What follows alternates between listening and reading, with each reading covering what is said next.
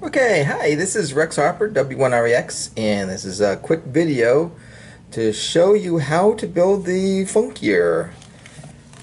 Um, I have a kit right here and a paper plate, and we are going to run through it. So the first thing I'm going to do is I'm going to take the board out and all the parts, put them on the paper plate. I'm not building this in a lab because it's very hard to do that and shoot video at the same time, so I am doing it on the desk here in the hotel. I'm at Dayton right now and getting ready for another build-a-thon I'm hosting here. So I'll get this thing centered here as best I possibly can and show you how to build it. First thing is, when you're putting parts in and whatnot, you got to worry about your fingers getting into places. So what I do is specify the sequence of order for building it, starting at the center, moving out in all directions so that you don't bump into stuff as you're building it. So in this case, here's the first part, which is the microprocessor.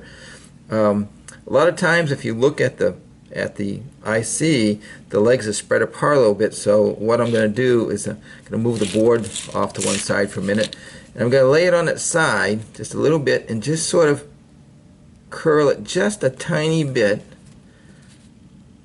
to get the leads of the pin so that it's pretty much straight down perpendicular.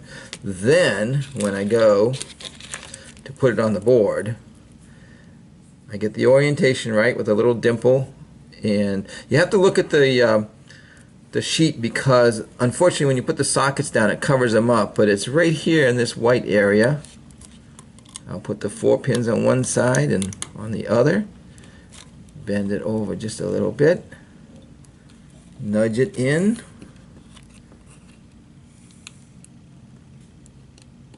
and insert it. So there's the first part down, the microprocessor. Next thing we're going to do is take the 3 little capacitors, in this case.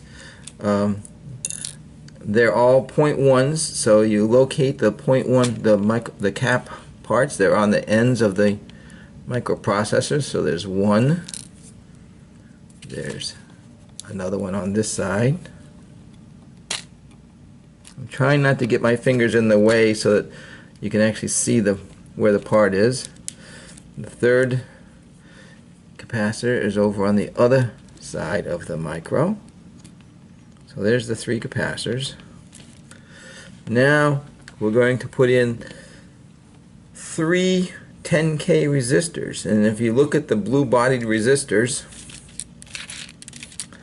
10K is brown, black, orange, so there's only 3 of them, and there's only 3 that are in the 10K area, so you look for the 3 that have the orange lead on them, and there's one. You can pick it right out of the pack, and you put it right next to the capacitor on this side. So I put one end in the hole and get the other end and just sort of nudge it so it's in the hole. Wiggle it back and forth to make sure it's there, and when I gently push down, it should go right down into the socket. Pick out another one with an orange stripe, go down to the other end, second one in where it says 10K. I got one lead in, and I just basically get the other lead in the area and nudge it in with my fingernail or finger or a little screwdriver, and then gently wiggle it back and forth and try to push it straight down. You don't want to push it too early, because if the pins aren't in the holes, it will just mash down and the thing will crumple right up. Okay, we got a third one here that's 10K. Got an orange stripe on it. That goes up here in the middle of these 3 resistors up here. I got one lead in the hole, and I just basically... The other thing you can do is you can look at it and you see that it's spread a little bit, so you can just squish them together so they're perpendicular, and then try it again, and they should line up fairly close. Wiggle it back and forth. I'm not even looking at it, I'm just wiggling it back and forth, and I can feel when it finds those holes, and I push it down, and whoops, I'm sorry, I lied. I was a little too aggressive there, so I have to pull it out and rebend it, and I should have been looking, and I wasn't. And this time I'll look a little bit more careful. And there it is. So I think I called for the two 1Ks, so here's a 1K. Try to make them square. One of them goes right next to it. And that going in pretty easy. It's another 1K. Goes up on this end. Whoops, I think I did call for, see, I'm going out of sequence. I think I just called for the diode first before the resistors. Sorry about that. I don't want to start all over though, because I'm rolling pretty good. Doesn't make any difference, but I know I got a diode and a resistor right there, and I want to put the one inboard first. So I'll get this diode lined up and get the second one at the hole.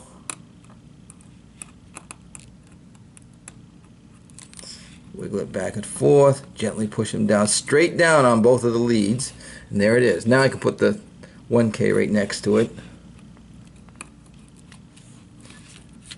Well, I can see that that's a little spread, so I'm gonna push it in.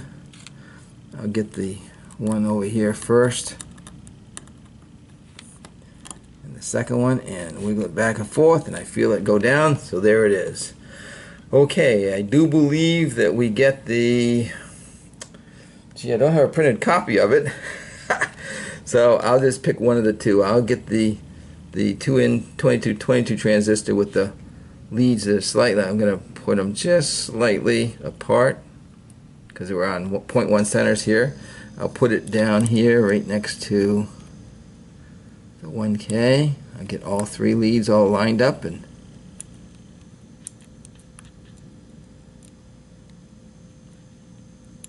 come on. I can feel them. I wiggle it side to side and I can push it down in. The other transistor has got splayed leads, so that should fit right in over here at the, what it says, 2N7000. You notice I'd never read a part number. I never counted and tried to figure out what the value is. I just went by the overall shape and the color in A1 stripe. So we got a pot that can go in here. That's already at 1.1 spacing, so I can just line it up and push it straight down.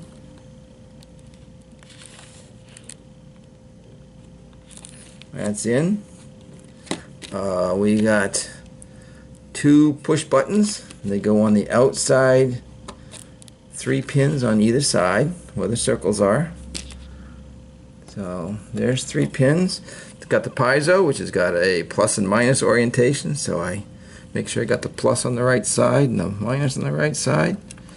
That one's bent out just a little bit. Spacing is not. Bend it out just to bend it apart a little bit.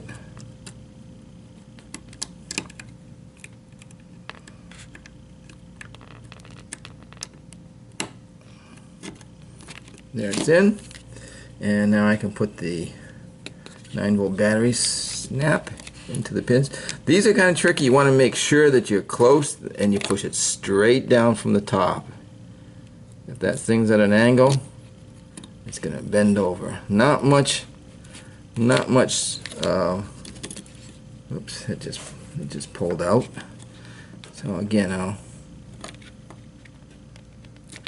there's one. And it's very hard to get a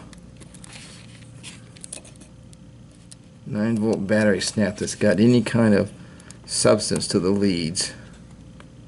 And this is where sometimes a pair of needle nose pliers comes in handy, but I think I got it. And I'll get a 9-volt battery, which I thought I had right here. And it beeped once. So I will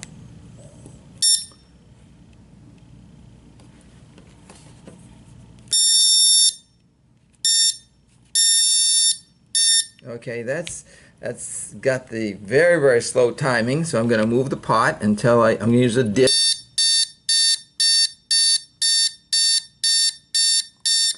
Wrong way.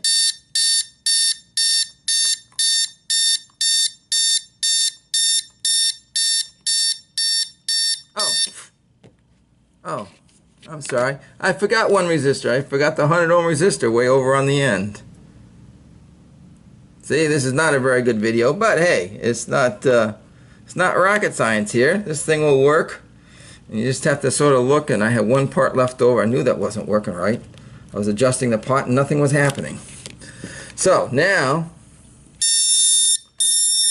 I got really slow speed, so.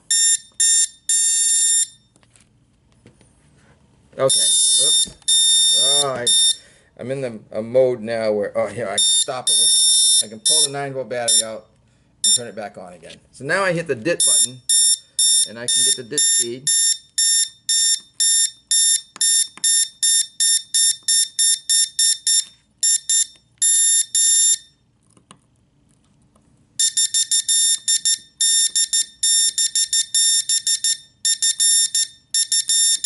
That's pretty good. So there is the FUNKeYer mode. If I hit the white button in the middle, it sends out a 7-letter secret word. And then I can add my call sign afterwards. Whoops.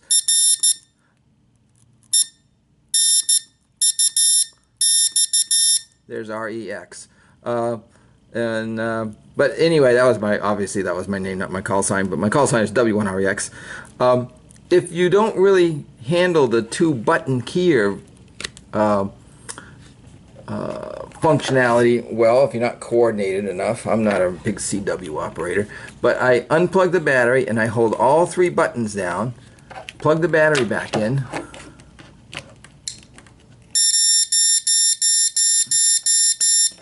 and then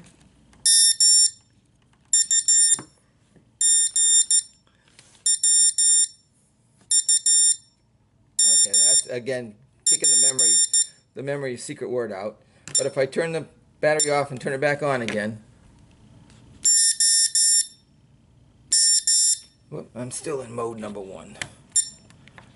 Okay, let's try that again. I'm gonna hold all 3 buttons down, turn on the battery, lift them up. Now there's the 2 DITs. I'm in mode 2. So now I have a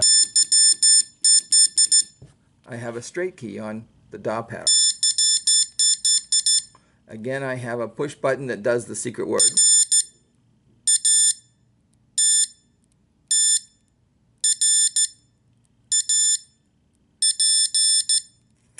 And the side tone frequency is different. So on the bus, you're going to have 55 of these things built, and they're all operating at slightly different frequencies. So you should be hearing, when everybody's keying their stuff, you should be hearing a lot of different sounds. And just like on a watering hole QRP frequency, or a contest frequency, you'll hear frequencies all over the center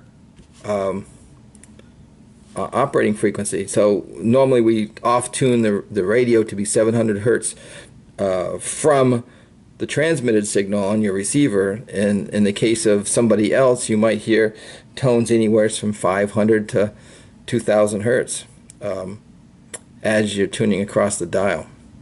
In this case, we're going to simulate that same thing by having the side tones at slightly different frequencies, and you'll be able to hear lots of different things. I'm anxious to see how that is, because I've never had more than 2 or 3 of them at the same time trying to run. I'm sort of a solitary guy, so I don't have any friends who come over to my place and help me play with this stuff. So I have one friend. So we get together and there's 2 of us running these keyers.